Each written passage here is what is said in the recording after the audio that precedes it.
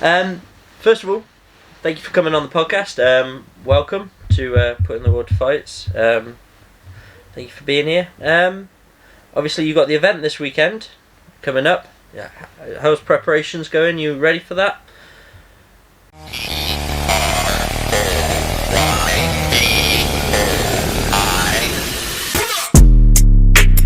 It's all right. Yeah, there's always that. The last 2 weeks, always that kind of jittery point.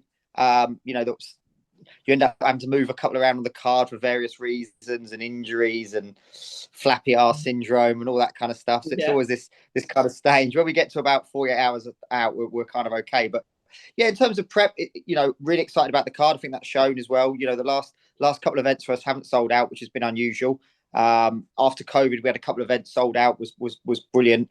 Then we've had a couple of events that, by our standards were sort of poorly attended, and you're thinking, what's that? And then you kind of go into a cost of living crisis and all that kind of stuff, and you think, oh, maybe the dynamics change, and then boom, just the tickets have just absolutely flown. So Really, sold out earlier this week. Yeah. So there's literally, I've got fighters who are asking me for tickets and whatnot. So yeah, that's a good place to be. And then we're going into sort of some international shows. Obviously, we've got Thailand, which we announced in January. There's something else as well that's happening early part of next year.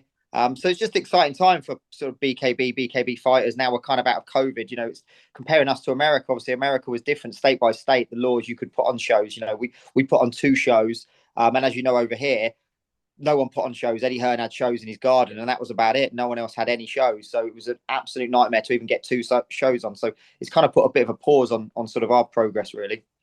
You've bounced back from that brilliantly. Really hard. And obviously, that's shown by the ticket sales and the cards that are coming through. Your rosters are building up as well. Got a few new fighters on this card. Some old faces, some new faces. Also, we got a little bit more confidence bringing in international fighters, which again hasn't happened because of COVID. Some people couldn't travel. There was still vaccination kind of requirements and blah, blah, blah, blah, blah. So it's made it a bit, and obviously that's still the case in America. Like we're only able to send about 1 in 10 of our fighters to America currently because of what's happening. So, it's been very difficult, but, we've got it. So we've got, sort of Marco coming back. So everyone who knows Marco is an ex-world champion.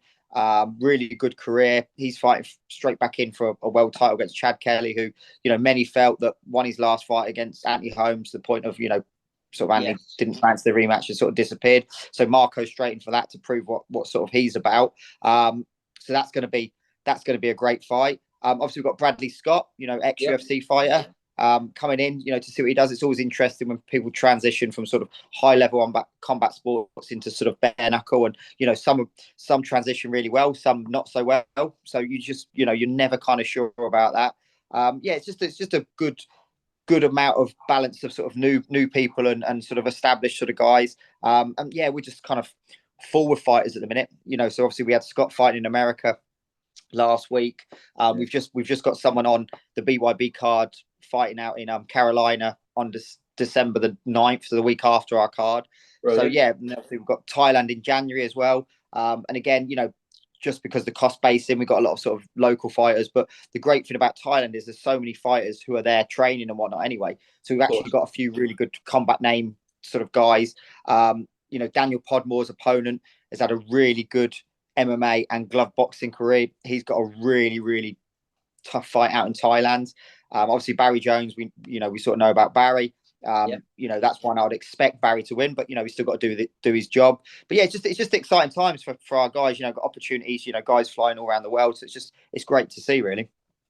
Yeah, definitely. I mean, obviously it's been a really long road to get to where BKB is now.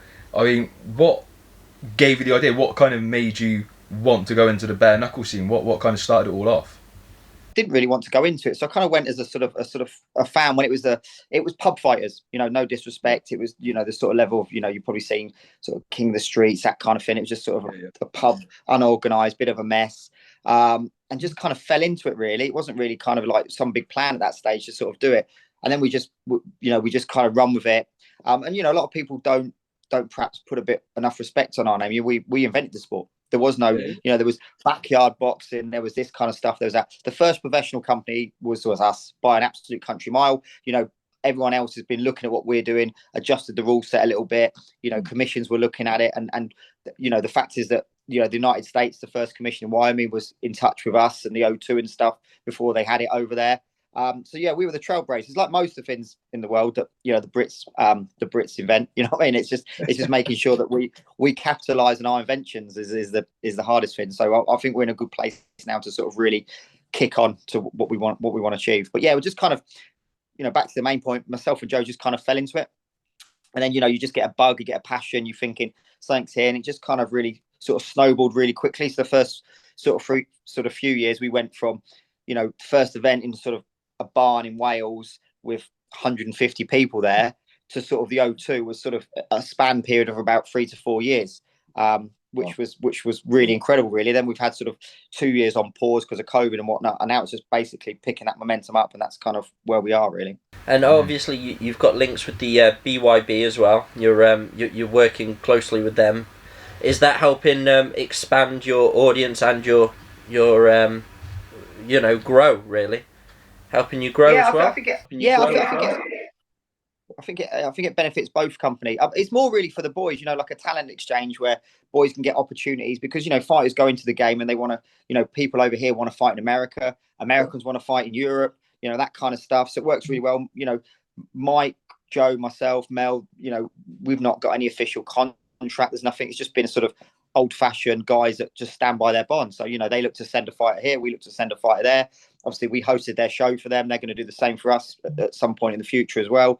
It just kind of works for both companies. And really, that's what it's about with the bare knuckle. You don't want to end up like kickboxing where it's really fragmented and, different. No one knows. Every kickboxer you ever meet's been a world champion or British champion or any kind of thing. And, world champion. Yeah. I don't think there's any kickboxer I've never met that's like that. And like glove boxing's kind of going to that sort of stage because, sanctioning bodies want increasing amounts of fees. So they like sanction this, belts for that, stupid coloured belts, intercontinental belts, belt for that belt. So you would just end up diluting the quality of it. YouTube was always, YouTube exactly belts. that. Yeah, exactly that. And we always just wanted it to be about the actual real fighters who want to just test themselves against the best. And that's really what we want. And that was the same with Mike and Mel. And a lot of people think that the fraud fighters, as it were, are the people who get out on the poster, say they're going to have it, and pull out and do that 2 or 3 times. It's actually not. It's actually lads that are actually good fighters who are just scared of losing their reputation. We've lost world champions, a few world champions, because they didn't want fights that are upcoming. So that's always been our ethos. That's always going to be the case. We're always going to lose fighters. We always have lost fighters because, they fancy fighting him, but they know deep down, I don't really fancy him. Fighters are not going to say it, but, I found in the bare knuckle game, that's the biggest ones is the fighters who actually, good fighters, might not be the best, but they're good fighters, they're championship level fighters, and they don't fancy it. And I think we see that in glove boxing, don't we? That's why you don't get so many fights that should happen when they do happen, because they play the politics, they play the game, they don't want to run the risk of, because they can, they can earn good wages without taking them sort of risky fights. So, we want to be, and that was always the thing, is the integrity of the sport. It doesn't matter if you have a mixed record, is the fact is that you've tested yourself against everyone. So, some guys, they get a bit of a reputation and they don't want to do that. And that's really when there becomes a bit of a loggerhead with BKB, and they end up moving on to different places. Yeah, well, it's true. I mean, I don't think I've ever seen a boring BKB setup. There's always been a decent scrap regardless. Oh, we froze. We there? Yeah, that's it. I can hear you now. Back again. Ah, froze sweet. for a second. Yeah. There we go. Yeah, I was just saying it. I mean, it proves testament. So I don't think I've ever watched a boring BKB fight or a boring card. They've always been top-notch fights. Nobody's given up. It's always gone to the actually nitty-gritty bare minimum. From the fighters. Jesus, yeah.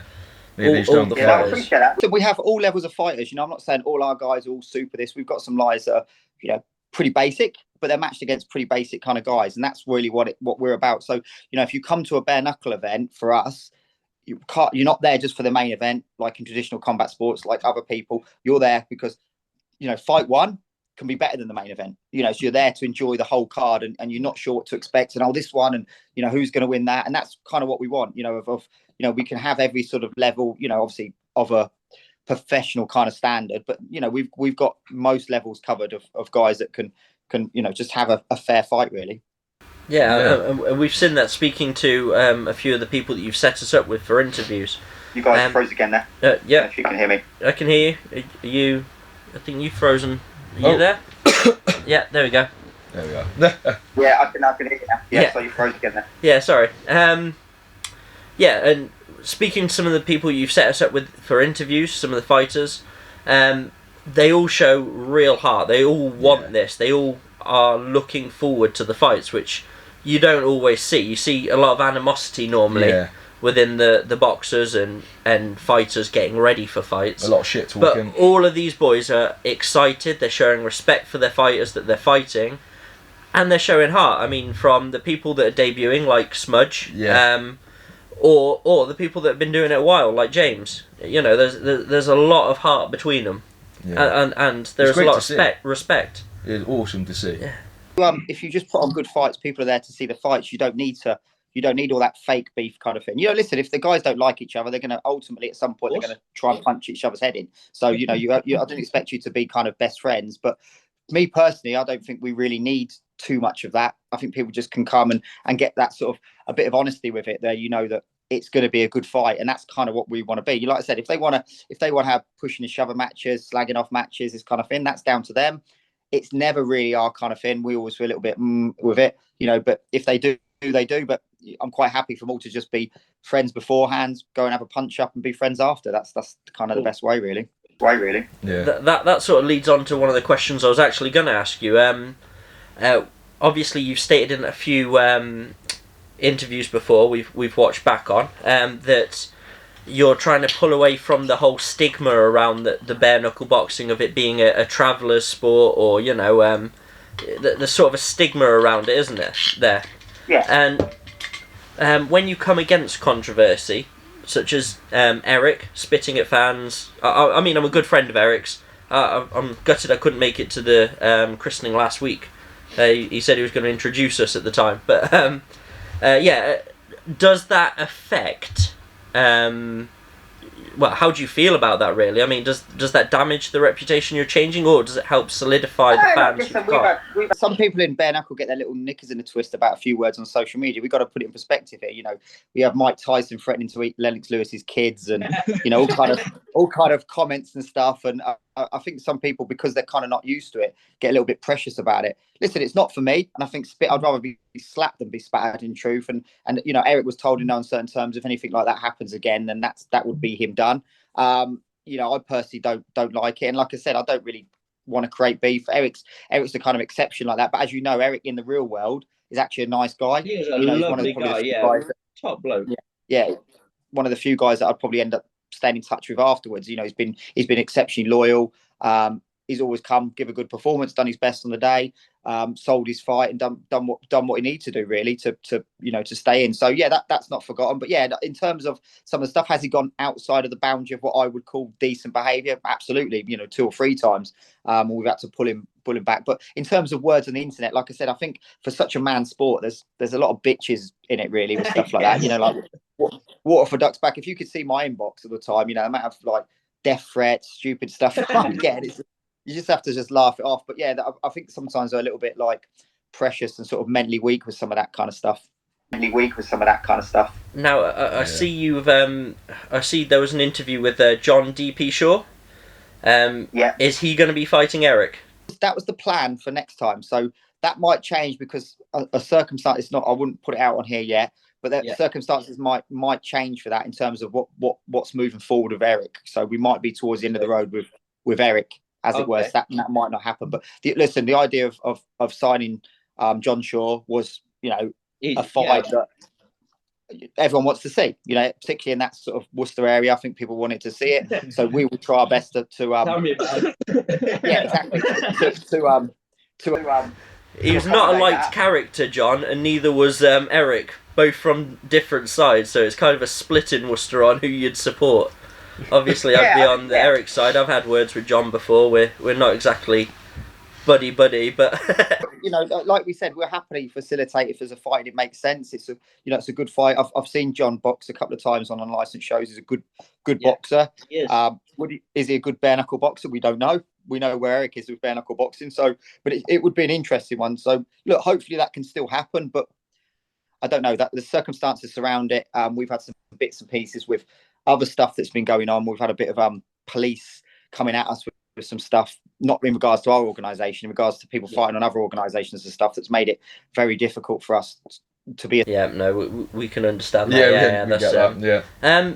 Moving forward with the BKB, are you going to expand into other forms of combat? Is it just going to be bare knuckle boxing for the rest of the foreseeable future, or are you going to look at maybe potentially Mixing going into bare knuckle K1, something like that, maybe, or mixing it up? I think there's a history of that already, isn't there? In Thailand and whatnot, and most sports started out as bare knuckle. We want to be bare knuckle boxing. That's us. That's I think is I think most people are kind of like boxing fans in general. Most combat sports, appreciate a boxing fight. So that's where we're remain. You won't see any glove fights on our card. You won't see any kind of stupidness just to attract a short-term audience, slap fights or anything like that. I think we'll just stick to our core principle of pushing the sport forward, because I'm old enough to remember when MMA was kind of looked down on, and I remember sort of the early days of Cage Rage here, and I remember the early UFC fights. Like, oh no, it's that exactly. That's never gonna take off. It's never gonna be anything. And they persevered, and they did all the stuff that that boxing was missing out on, like we're saying, fights when people wanted to see them and all that. And even now, like you get the fights you want to see in the UFC way before you do in boxing. Most of the cards have got fights. You think, that's a good fight. Whereas boxing, you're looking at it, you're thinking, the undercard is European bin men versus prospects, and it just doesn't excite you. And they're kind of losing their way a little bit. So that's why our core principle, and it's a long-term plan, is that exactly that, rather than a short-term game. There's plenty of short-term games. I've had TikTokers who want to do one fight, and blue tick Z-list celebrities who want to do it, and it's just been like, it's not really for us. YouTube bare knuckle boxing, I can't see it, to be honest. Someone's going to get hurt. They exactly that. They just want to appear to be thin. Like I said, the internet, everyone's got to have their angle, so everyone's kind of in that entertainment thing of whether it's 2v1 midget fights, slap fights, this and other, just anything to moving combat sport into that entertainment kind of realm, to do something for the short term. But that's promoters who want to just be in it for a quick buck. There is no, once you've seen that once or twice, it's like wow, and then it's like, well, where's that going to go? You're not going to Going back on to obviously what you were saying about when MMA first started, and it's kind of like, how's that ever going to take off? When you're in early stages of getting the BKB off of the ground, that must have been pretty solid in regards to getting sanctioned and insurance and God knows what else. It must have been an absolute nightmare. Well, it was, because obviously we wrote the rules, so we're very proud that we're self-sanctioned. We wrote our own rules. I'm very proud. I don't need others have gone down the route where they got ISKA, a silly kickboxing sanction that sanctions any event all around the world. Some of the events are quite pathetic and whatnot. We don't need that. We're quite proud that we did that. We wrote the rule set, so we took this to a professional sport ourselves with doing that and having safety. And, them early days, we had to take get doctors' reports, all the stuff that have held other people have come in and tried to reap the fruits of was what we did. So we invented the sport, we invented the rules, and some other people have adapted them, but a lot of the rules were the stuff that we did, like the stuff around hydration. I'm still passionate about that. The same day weigh-ins and stuff. I think the biggest thing in combat sport, and you see our guys and you look at the pictures and you'll put a picture up and they all look absolutely fucked up. Their nose is this side, but you see him 2 weeks later, there's a picture of Scott McHugh today and he's got a little bit of a black eye and that's it. But when you saw him last week, you think, oh, he's literally been smashed all over the place kind of thing. It's superficial wounds with us. There's not that repetitive brain injury. And, I really do firmly believe that the dehydration of fighters in all combat sports is the biggest danger to them for all of them. The weight cut is horrible. Being on both sides of it is brutal, and it's not. You don't feel right the next day either. But you can also weight bully as well with that. That's the other risk of it, isn't it? I don't know if you caught some of the UFC the other week with Alex Pierre and Izzy. Pereira's walking around as a heavyweight. Yeah, he's walking around as a heavyweight, but he was fighting in, was it middleweight? Middleweight. Yeah, middleweight. It's just stupid. Yeah, you see it in boxing. I remember Canelo versus Khan. On the night there's a 2-stone difference between them boys. You know what I mean? It was absolutely ridiculous. So, it becomes a science of weight cut rather than who's the best fighter. Same day you'd be an idiot to do weight cut for a same day weigh-in. So none of our lads do. They probably walk around at 75 and fight at 69 and just get shredded, you know, and that kind of thing, and stay comfortable. And, you know, and people forget as well, when they're doing this weight cut and they get down, and I know a lot of them do it on that kind of that last week and stuff, but they're still sparring on the way down and all them sort of rounds and grappling and all that other stuff as well, as they're, you know, losing that weight, as you said, from heavyweight down to middleweight. And it's not good. And, you know, we see not so much MMA lads, because there's not that huge amount pool of old time MMA fighters yet, but in another 10 or 15 years you'll see them like the boxers, where you see the old boxers and, you know, your Larry Holmes and your Mike Tysons, and their slurred speech, and they're, you know, they're absolutely been thrown to the wolves, and, you know, they're not half sharp, a lot of them, and that's the reason, the hundreds of hours sparring and the consistent weight cuts and whatnot. We're seeing that with Eubank Junior now, aren't we? It's what we enjoy when we do our smaller tournaments like the WKO and the ICO. It's all same day weigh-ins. So, you know, like you said, we train all the way up to the event, weigh-in of the morning, and you fight at the same weight as what you have been for the last 6 weeks. You know, you're nice, you're fit, you're healthy, you're energetic, you're not lethargic and feeling like crap. Unless you're an idiot. Unless you're an idiot, yeah. But yeah, so it makes sense. It's a good idea to have, and it should definitely be taken on by a lot more sports, and it certainly help improve a lot. No one wants to break the mold, is it? Everyone just does what everyone's got to, and that's why we was keen not to be kind of sanctioned by a guy they're used to it, because, you know, it's like, is if someone's done something for so long, they believe 100% that's the right thing to do, rather than actually look at it. And, you know, if you look at the amount of people who die in combat sports over years, it's a joke, really. You know, it's an absolute joke, and it's a disgrace, and it's something that's not really spoke about enough. No, definitely not. Is there any fights on the card that you are most looking forward to be honest? What's taking your fancy? Oh, that's a good one. Like I say, Marco versus Chad Kelly is obviously really good. Kennelly versus Churcher. Really good one. A bit like, you know, like the fights that really you can kind of sit there. The undercard guys and guys making debuts, it's always hard to kind of know what you're going to get. You're kind of just sort of really hoping that, you know, that's going to be a great fight. But the top of the bill, the couple, you know, Lerwell, Simon, great fight. You know, I've never seen Lerwell in such great shape. Simon's on the back of a couple of victories. That's a really good fight. You know, so yeah, just some good fights. I'm confident going into it, into fight week now, that this will be the best card we ever had. You know, there's some really top notch sort of fights there. Really, you know, Lafferty versus Murray. You know, obviously Lafferty always brings a great fight. Just good. We've got a lot of brawlers and boxers, and they always kind of end up as the best fights when you get a boxer versus a tough brawler, really. Once again, you got an incredibly tapped, exciting card on the go. I'm buzzing for it. I can't wait. I cannot wait to watch it. No, I appreciate it. Hopefully you guys get down to an event, can cover an event live, get some interviews and stuff at some point.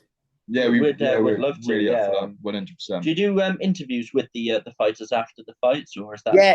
Yeah. So we have a little press area where, you know, we can only allow about 4 just because of space. We've obviously have our guy, but we always have about 3 guys. So if you want to come and set something up and speak to the guys, you know, weigh in, because obviously they're weighing in the same day, so you get to see pre and post fight kind of interviews and stuff. But yeah, you're more than welcome. Just drop me a message, mate. Whenever we can, we'll be there, mate. 100%.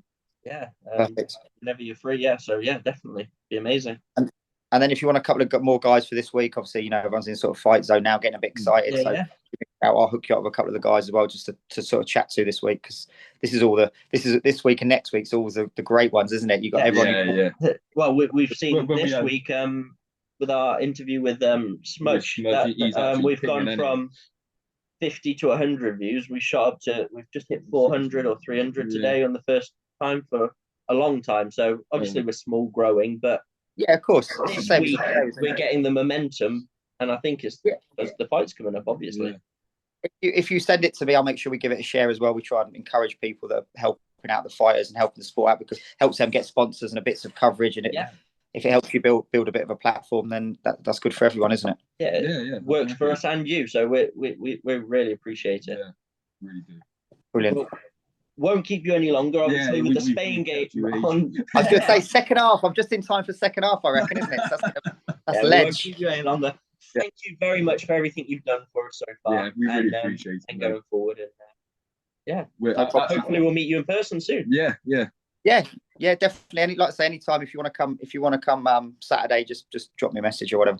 Well, we'd love that. Have Yeah, you got well, tickets that yeah. would be able to come Saturday? Well, we're kind of sold out, but I can probably get you in on sort of a press pass and stuff as well. So kind of at the back and whatnot. But yeah, That'd we be can amazing. sort something, I'm sure. Yeah, if we could Thank do you that, very that'd be much. wicked. We'll be there, mate. 100%. Awesome. Perfect. Yeah. All right, sorted. It's done. Perfect. Nice Well, one, mate. thank you very All much. right. And we'll see you Saturday. See you Saturday. Really appreciate Cheers, it. fellas. Thanks for your All the time. best, mate. Have a Take good care. night. Thank you. Bye. Bye.